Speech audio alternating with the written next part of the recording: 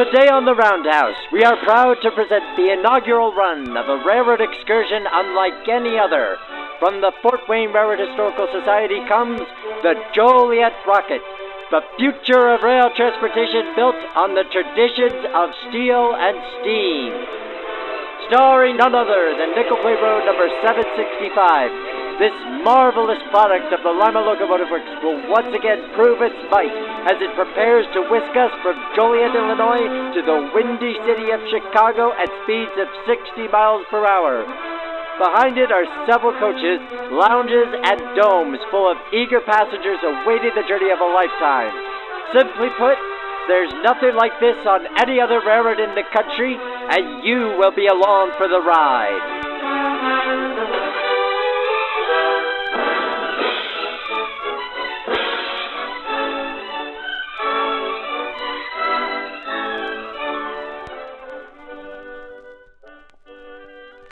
Organized by the Fort Wayne Railroad Historical Society, the Joliet Rocket was a series of 4 round-trip excursions from Joliet, Illinois to Chicago on June 17th and 18th, 2017.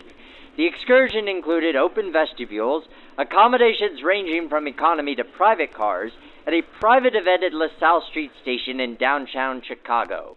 The event included catering, reenactors, photographer Matthew Malkiewicz taking passengers' photo in front of the locomotive, live music from the Farmland Jazz Band, and a photo run-by where 765 entered the station to the delight of all.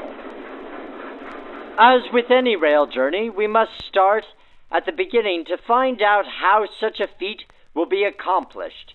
And to do this, we speak with Brad Morocco, the Supervisor of Passenger Services for this historic occasion. What does your role entail for this service? Well, it encompasses a lot of things. It starts back with the planning stages. For this particular trip, we started in October. So 9 months later, here we are in Chicago. It begins with sending out emails asking for volunteers, rounding up volunteers that have been here in the past and helped us in the past through veterans, as well as welcoming new people aboard and training them, getting them set up to get involved. What makes for a good car host and crew member? Somebody who's reliable, who can be on time, who's willing to put in a lot of hours.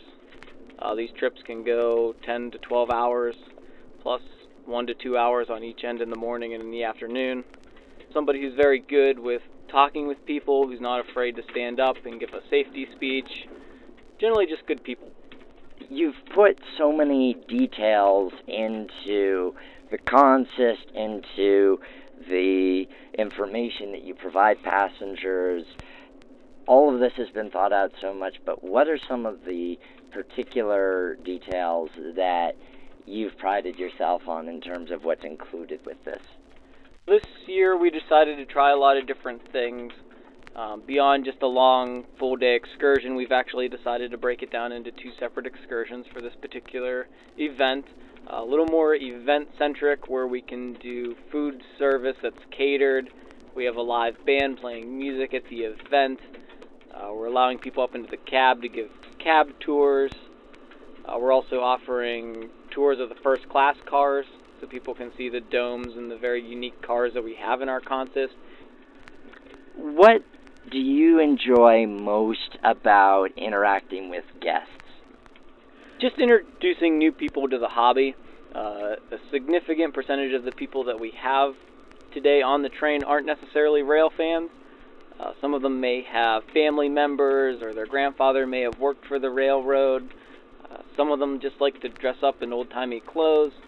Very broad range of reasons why people come out to see the locomotive. Speaking of the locomotive, let's take a moment to admire the beautiful machine that is Nickel Plate 765, the pride and joy of the Nickel Plate Road, with her fireman, Chuck Young.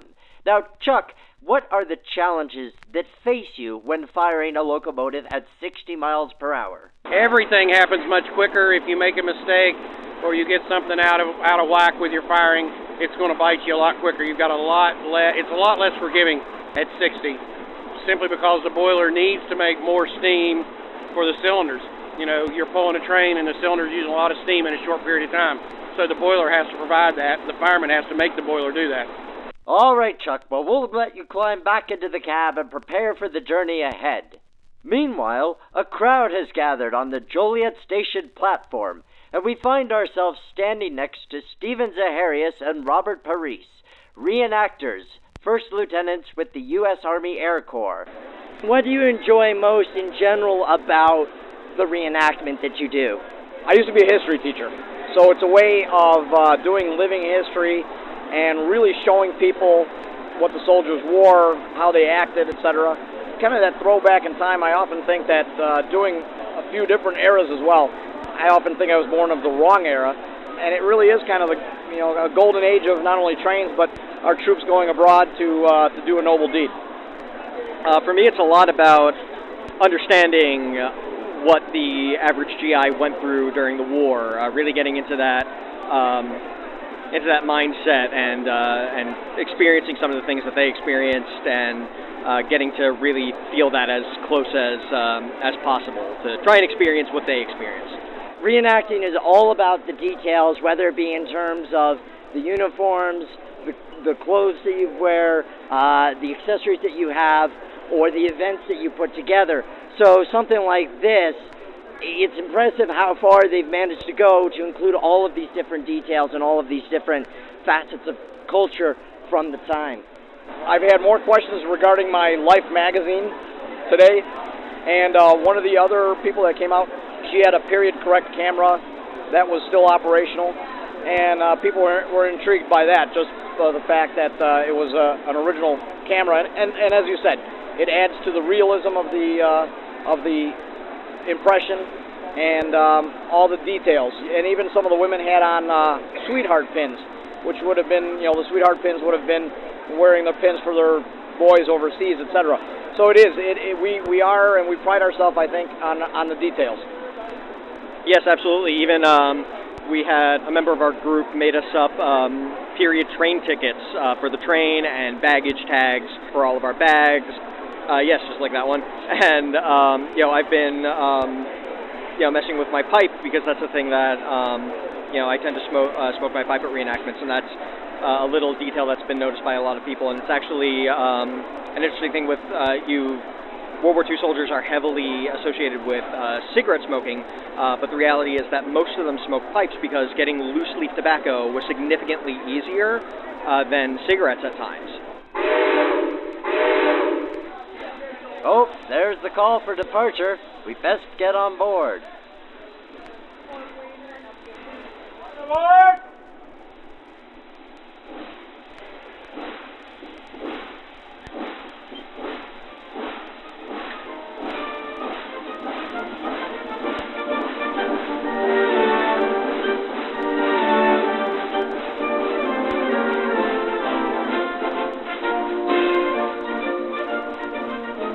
And just like that, we begin to depart Joliet on our way to the windy city of Chicago. As we wander the train, we begin to meet some of our fellow passengers. Here we have Meredith and her daughters Cece and Lily from St. Louis. Why have you come all the way from St. Louis today? Grandpa wanted to ride the train for Father's Day. So. Yes, we've been riding trains since we were very young, and when he heard that it was going to be the 50th anniversary, he was excited to take the whole family on the excursion. Have you been to Chicago before? Yes, we've been to Chicago by car a few times. Traveling by train is much more convenient because it allows us to walk around, to visit, to see the scenery. We don't have to stress about getting gas. I've never been on a train like this before. You see a lot of the steam, and when you're riding just like a regular non-steam engine train, you don't see the steam or anything, so and they were different. They were very excited to see all the people celebrating this coming into the station, taking us out, just watching the people send you on your way, on your journey. When you get in a car, that doesn't really happen. Nobody cares that you're leaving. Nobody's excited. Yeah, that's what makes something like this so fantastic as a mode of transportation. And to enjoy it on equipment like this is not to be beat. Absolutely, and it's just a completely different experience than a car, and one that's much more enjoyable, I think, for the whole family. Now that we're settling in, it is at this point that you can take in your accommodations more thoroughly. From the economy coach seating, we make our way towards the front of the train, between the first-class coaches with their spacious seating, to the dome car with its unhindered view of the changing scenery, to the luxury of private cars Tioga Pass and Hickory Creek. Where should we begin? Let's ask Brad Morocco what he recommends. Well, that's a really difficult question, Nick. They're all just so unique. They all have a lot of railroad history behind them. Each car somehow have sleeping compartments. Obviously, there's the dome. There's different setups that make them all very unique and interesting, as well as the heritage behind them. In this particular consist, I'll say there's no place like Dome. Ah, yes, there's no place like Dome. We make our way to the scenic view, a former Santa Fe Railway dome car, climb the steps, and behold, a view that only train travel makes possible, surrounded by the beautiful Illinois landscape with the blue sky above our heads. Looking towards the front of the train, you can see the smoke pouring out of Nickel Plate 765 as she charges down the main line. This is train travel as it's meant to be. What is your name and where are you from? My name is Tanya Thornton. I'm from Downers Grove. My name is Axel Thornton. I'm from Downers Grove too. What have you been enjoying about the service so far? I like the comfortable seating and the service and the beautiful scenic view up here in the dome car. Absolutely. One of the beauties of a full-length dome like this is you get a view unparalleled by any other form of transportation. Very comfortable to just sit back and relax and watch the fields go by. They are going to have a wonderful brunch for us and a little reception with the jazz band and to relax in the beautiful LaSalle St station. And we're looking forward to enjoying that as a family. While passengers enjoy themselves aboard this fine, luxurious train, we check back in with the crew to see what motivates them and what kind of work they perform on this adventure. What is your name and what is your role with the organization? Well, my name is Brian Smith, and currently I'm just a volunteer. Help them with cleaning up the engine and kind of making sure, all the chores are done and everybody has a nice, safe, happy trip. And yeah. And what have some of those chores been thus far? Well, I started volunteering in November and started with the boiler wash, so we're undercleaning the bottom of the engine, so I had all the grease from 2016 on me, but that was all right. But mainly I've been working on the A-tank, so been inside scraping the guts off that, making sure it's got some nice paint in there and we can have enough water to roll on, and that's been my primary goal or primary duty to getting onto this trip. Just to clarify, when you say the A-tank, you're talking about the auxiliary tender behind the regular tender, correct? That is correct. The one with the Rock Island logo on there, the 767 tender. What led you to join the crew here? Well, I've been working on steam engines, especially coal-fired engines, for the past 9 years. Started out at Cedar Point Amusement Park up in Sandusky, Ohio, and worked that for a variety of seasons, and decided I'd like to probably step up a little bit and see how, I guess, the big boys handle steam trips. So it's been a thrill so far, and been a great learning experience, and a bunch of great teachers out there in the shops at Fort Wayne. You'd be hard-pressed to find a crew much more skilled and dedicated as this. So, being that this is probably your first major event of this type, what have you really admired about it so far? I've just been I guess to be honest, how often you catch people by surprise going down the tracks. We've had golfers, shoppers, everybody at the crossings, little kids jumping up and down. You can't wipe the smile off people's faces on this. I mean, it is a public relations nuclear weapon of goodwill we're spreading throughout the Chicagoland tonight, or this weekend. That's excellent to hear. Brian, thank you so much. Well, thank you. I appreciate it, and have a good one. What's your name and what's your position with the train? My name is Brody Brown. I am a car host on the Joliet Rocket, and I am also a volunteer up at the shops at New Haven occasionally. How excited are you about the inauguration of this new service? I couldn't be more excited than I am right now. I've been waiting for this since it was announced. It's going to be really exciting, and I still am waiting. We haven't got to LaSalle St, but I'm excited for what's going to be going on up there. How long have you been with the organization? Well, I first saw 765 in 2015, and I became a member in early 2016, and I started volunteering out here just recently at New Haven, and I've done a lot of stuff. I've been in the firebox cleaning, and this is my first time being a car host. I've never been a car host before, so this is all new for me, and I'm really excited about this. So you're more used to getting your hands dirty than keeping them clean? Yeah, definitely. I love to get dirty. I think it's all part of the fun. At the age of 15, Brody is a fine example of the youth of today, investing in the past to build a magnificent future of steam.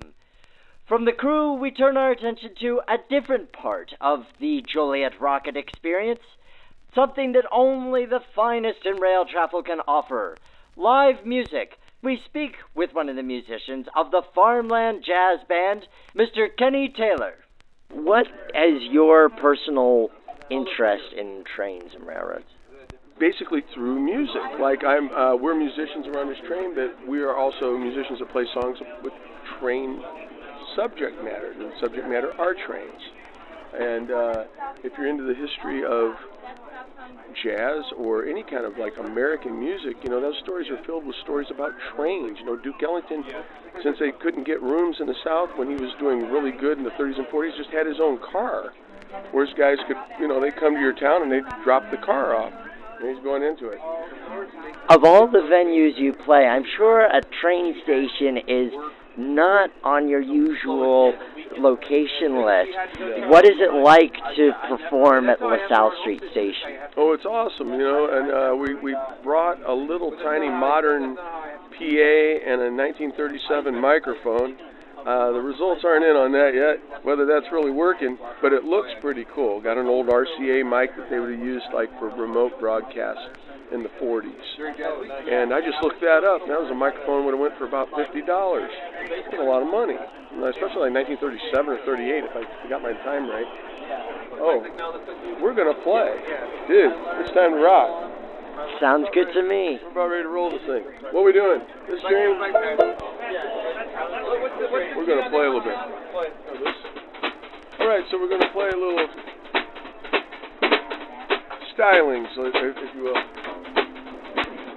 Oh, yeah. Here we are. We know one piece of this, don't we? What do we want? 2, 1, 2, 3, 4.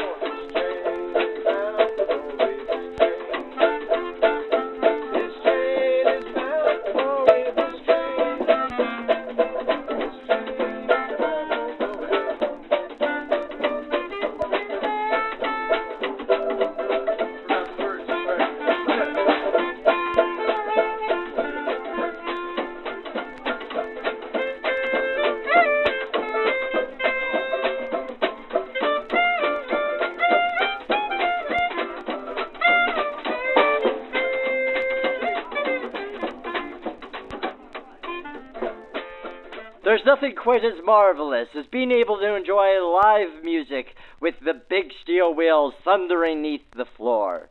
From here we talk to another important figure in today's events, legendary railroad photographer Matthew Malkiewicz. What is it that makes this inaugural service of the Joliet Rocket particularly special for you? I think it's just exciting that we're going to a new place, that we're heading to what I consider the center of the country, Chicago. It was the hub from all the trains come from east to west and west to east. It's the meeting place. It's the melting pot, I would call it. What's nice is that, unlike a lot of other services where people crowd around the engine to get their photo, but then somebody else is in somebody else's photo, it's been established here that there is a space that you have to work with so everybody gets their photo, and it's much more systematic that way. Yes, that is true. It's very organized. They channel the people through. It's a very good working environment.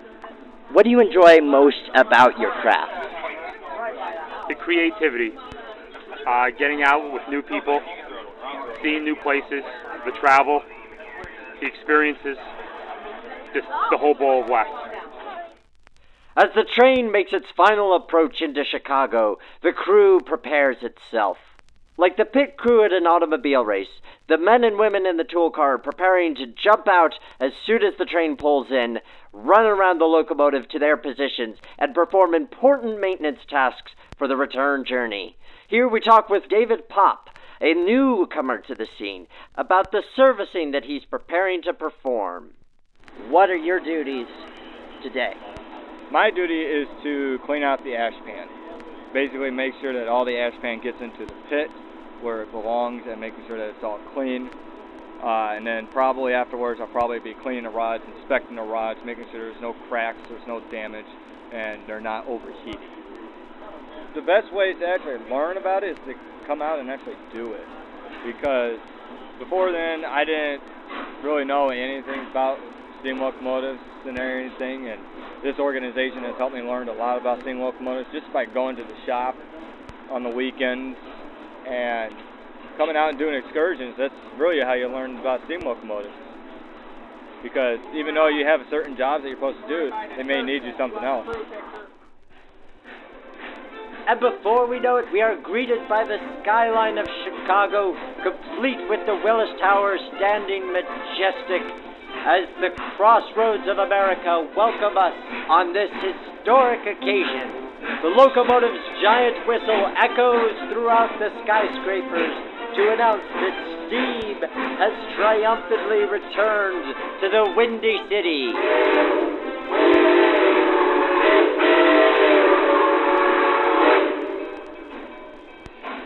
Amenities that await you include your photograph taken by noted photographer Matthew Malkiewicz in front of nickel plate 765, wonderfully catered hors d'oeuvres, and live music courtesy of the Farmland Jazz Band. A solid team requires a solid leader, and we talked with the crew chief, Joe Napke, about what it takes to organize this lightning-fast servicing. What are your priorities in terms of the service you provide before the return trip? The main thing we always service is the connector, the main rod and connector rods. That's where the most wear is on the engine, and those are brass, not bearings, and so we always make sure we have grease in those. We're greasing at least every 120 to 140 miles. So that's the first thing. Second thing is the mechanical lubricators for the journal and the valve oil. We always make sure that those are full or don't run out. So those are the key things. And there's a lot of peripheral things that we take care of, such as checking the stoker motors and blowing down ash, etc. You have a really great team put together of men and women who are able to carry out this work. How do you determine who does what? As crew chief, I just assign people to it. As we bring new people into the organization, we let them work with the more experienced people, or I show them how to do it. A lot of it's not that terribly complicated, but it just takes a little bit of time and experience to get used to doing it and understand the different types of lubrications and things that we use, and to be careful with them.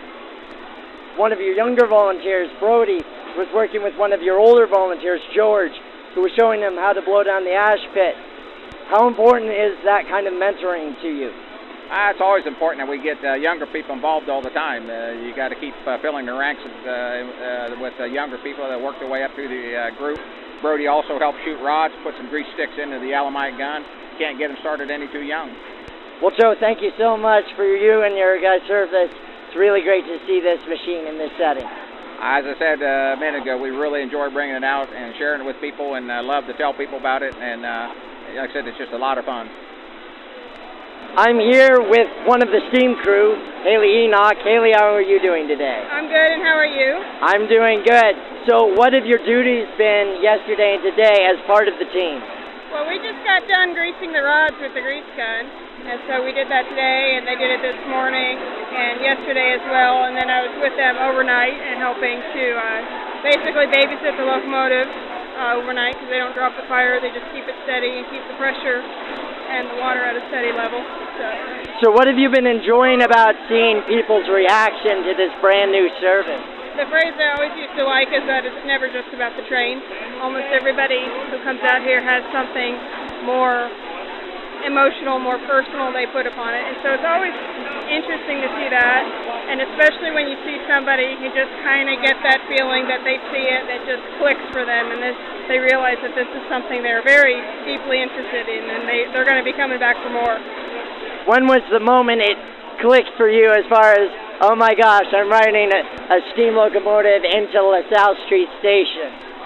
Well, I don't know. I mean, to be honest with you, I often kind of go into a work mode, and I don't really think about it in the moment. And it's often I have a moment maybe 2 or 3 days later where I just sit back and go, that was really damn cool.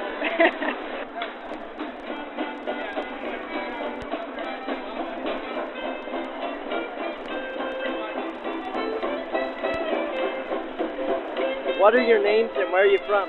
My name is Hal Brown. My wife, Brenda Brown. We're from Norway, Illinois, Sheridan. Would you classify yourselves as rail fans, or just seemed like a fun thing to do for the weekend? Rail fans and photo opportunity. Yeah. My dad used to work on the railroad for like 42 years, so it's kind of neat Father's Day of that. What did he do when he worked for the railroad? He inspected tracks. Now you get to appreciate his work by traveling across. Yeah, yep, definitely. What have you found most exciting so far about the trip, about this whole event down here at LaSalle Street? Oh, I don't know, just all the people and everybody that came out to do this. It's really interesting. And the different types of cars, all different classes, of course.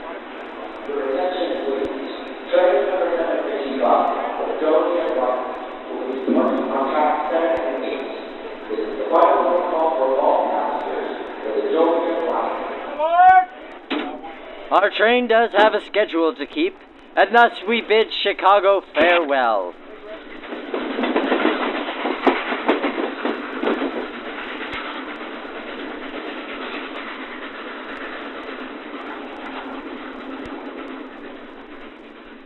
Another way in which history was made on this trip was that it was the return of the Hickory Creek to LaSalle Station. This glamorous observation car once traveled on the famed 20th Century Limited on the New York Central. Now it returns once again to its home, and Marianne York, car stewardess, describes the experience that one enjoys on such a luxurious rail car. Oh, it's a very smooth ride. You're surrounded by opulence. You have large windows that you can see the green and the blue sky, and it's like floating. It's just a wonderful experience, and you don't want the trip to end. We talked to Raymond Klaus, whose company Star Trek Incorporated played an instrumental role in bringing this magnificent piece of equipment back to the rails. Hickory Creek is the observation car from the 1948 20th Century Limited, the most famous train in the world. It's the last attempt by the New York Central Railroad to recapture passenger business after World War II. The car is currently owned by the United Railroad Historical Society of New Jersey. They acquired the car in 1992 and contracted with me, who is Star Trek, to rebuild the car and operate it. How long has it been in operation since its restoration? It was first put in service in June of 2005, so it's been out here 12 years now. A car like this has so many details, and because you were in charge of rebuilding it, you got to see those. What are your favorite nooks and crannies? What do you love about this car? Well, everybody loves the large windows in the observation room, but the real unique thing about this car is the kitchen, the way it's laid out and designed. The car never had a kitchen, it only had a cold service buffet, so when we reconfigured the car, we put a full kitchen in it, and it's a very, very serviceable area. It also has 4 very nice bedrooms, 2 presidential rooms with their own separate shower and toilet, and the en-suite rooms, which are standard Pullman over-under bedrooms that have their own separate shower and toilet en-suite. It is never too young to learn about the proud history of rail travel. Here we meet Layla, a car hostess who's up and coming and training under Marianne. Here she tells us what she's learned so far about providing the absolute best in rail comfort. This is a brand new service, the Joliet Rocket. How have you been enjoying your adventure so far? It's been pretty good, like running car to car to car, but taking care of customers and stuff. It's been pretty good. How do you take care of the customers? We ask them, would you like water or coffee? And they respond back. If they say no thank you, you just go on to the next customer. Don't feel shy to follow your dreams don't feel shy to follow your dreams and stuff and go on to the next customer if one customer says no thank you, because the next customer might want some water or some coffee. So if you had your choice between taking a car trip or a train trip, which would you rather take? I would rather take a train trip because all these wonderful customers come on the train to support the train, and they love our food and stuff, so it really, really helps us. Yep, that's definitely true. Layla, thank you so much for joining us here on the Roundhouse. Yep. Adjacent to the Hickory Creek is another fine example of luxury on rails, the Tioga Pass. An observation car of a slightly different design, and yet wonderful amenities to offer inside. We speak with its owner, Norm Orfall, about how comfortable it can be to travel on a former executive luxury liner. So what are some of the amenities that passengers have aboard your car? Well, they have the ability to eat dinner as God intended on china and silver, and they can lounge here in the living room in swivel chairs and enjoy the scenery. And people come to me and they say, do you have Wi-Fi on your train? And I say, no, I do not. Well, do you have internet? No, I do not. Well, what do we do? And I tell them that we use a new communications device that's really unknown, but it's spreading rapidly. It's called conversation. You've been around both the U.S. and Canada with this car. What do you enjoy about bringing it here to the Windy City? Just the train trip. I love to travel on this and have people with me, meet new people, and make friends, and share a story or two. I'm told if there's anything I should learn, it would be to shut up, but tell a few stories and tales. I love the dining area in particular. I think it's such an elegant location for it, and as you say, it gives a whole different perspective to dining by rail. Well, we have 3 chefs that we use. The chef I'm using on this trip flew home back to Los Angeles for Father's Day. He'll be back tomorrow. We also have Alan. Alan is just remarkable. Alan prepared rack of lamb in that kitchen back there for 24 people in that little galley and did a magnificent job. It was a beautiful meal, and to turn it out 3 times, because we did 3 sittings. Gorgeous meal. And what are the sleeping accommodations aboard the car? We have 8 berths, including one room that has a double bed. That's very popular. But they're all upper and lower berths, and they share a bath and shower between the rooms. And every room has a wash basin in it and closet, and a little bit more room than the Pullman rooms. This was built as a corporate jet for executives of the railroad.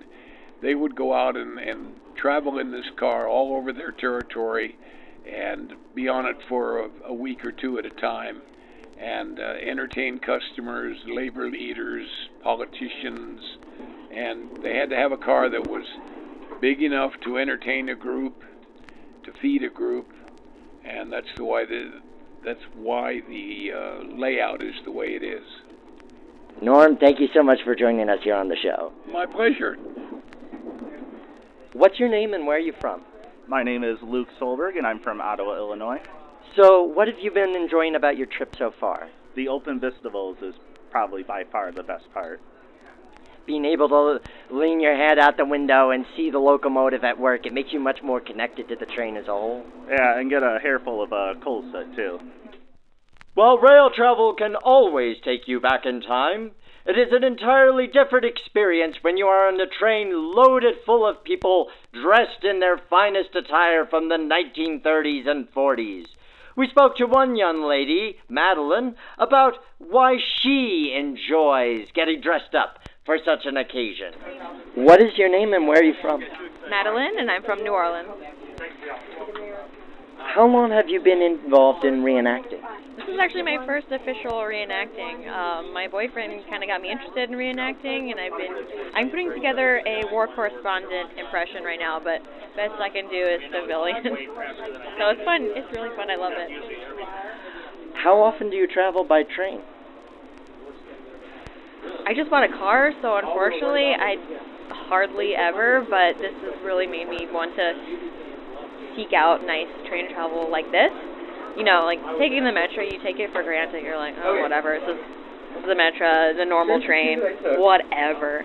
But when you're on something like this, it makes you really appreciate kind of travel as it was. You know, when it took time and not everything was so rushed. I don't know. It's very cliche, but it's cool.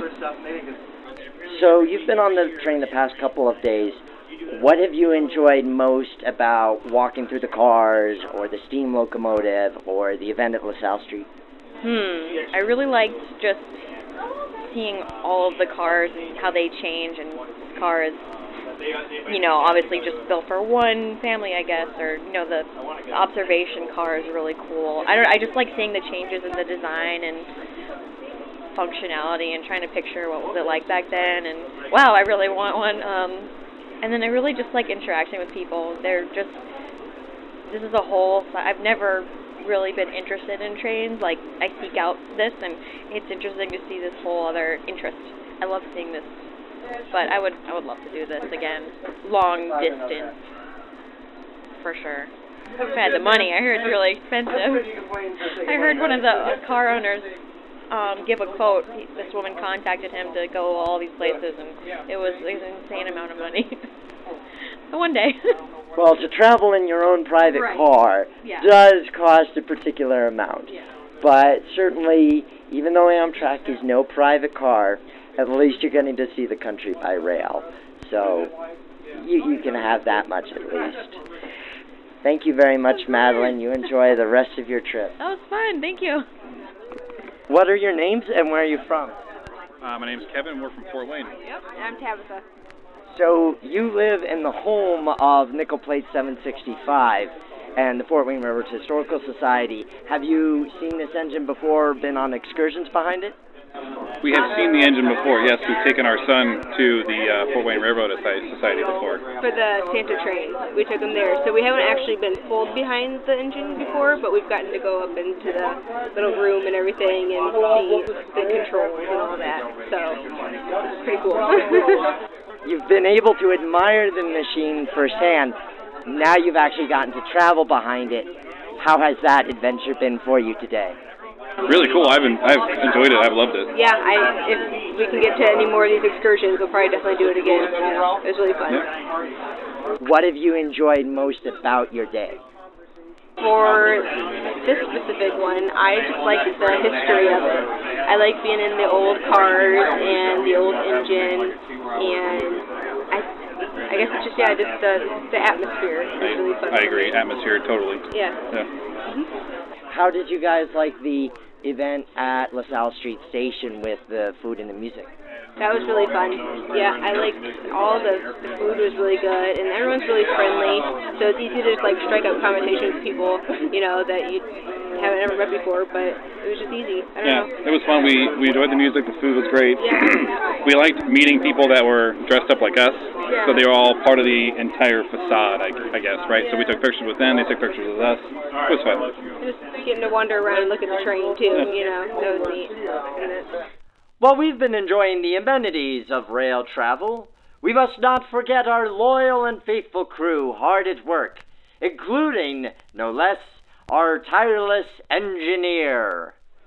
I'm here with Zach Hall, who is the operations manager, and today's engineer behind 765. Zach, how's the engine performing today? Everything's going great today. All the winter work that we did on the locomotive is working out well. Bearings are all running cool. Engine's performing great at these higher speeds that we're running.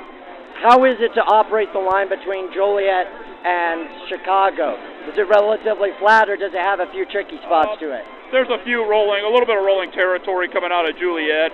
There's one place they dug down underneath the bridge to allow clearance for double stacks. You got to keep the brakes stretched through so you're not bumping the train around. Other than that, it's relatively simple. one thing that's kind of different on this territory is coming out of Joliet to Blue Island is cab signal territory that luckily the locomotive is equipped with and allows us to run track speed. So this is your first operation of this inaugural run. What's it like to have this atmosphere created around the locomotive? I think it's a great thing. It's, you know, cool to stand here and see all these people be able to get right up close to the locomotive, you know, touch it, see it, smell it, hear the thumping of the air compressors and the whine of the dynamos. It's a, you know, different way of running excursions here, and so far appears to have been a very successful kind of thing we tried. Sounds great. Well, Zach, thank you very much. You have a safe return trip. I'm here with Ashley Popp. Ashley's first experience being a volunteer for the Fort Wayne Railroad Historical Society for an excursion like this. Ashley, what have you thought? It has been such a rewarding, memorable experience. These memories are going to be lasting a lifetime. What did you enjoy most about being part of the crew? Oh, everything. Where to begin, couldn't tell you. Everything from A to Z, anything from boarding the train to the sleeping on the way back home and everything in between.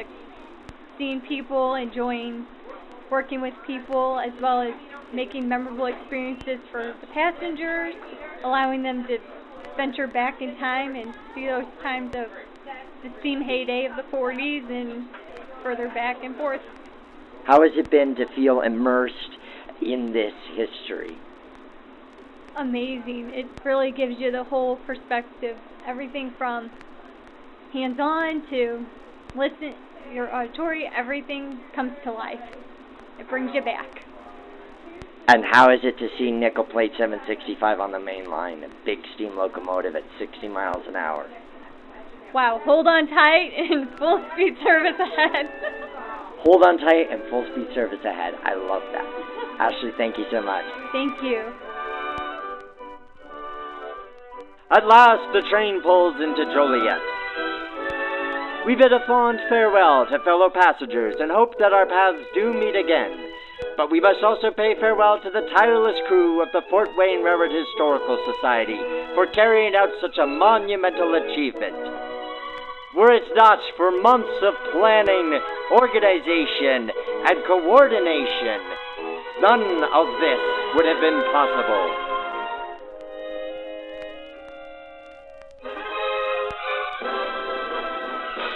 As for us at the Roundhouse, we have been both delighted and honored to present this feature presentation to you, and we hope that we may see you again sometime on our show.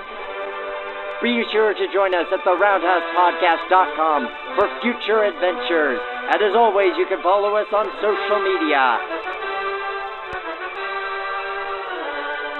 Thank you for joining us, and remember that the Roundhouse is our house.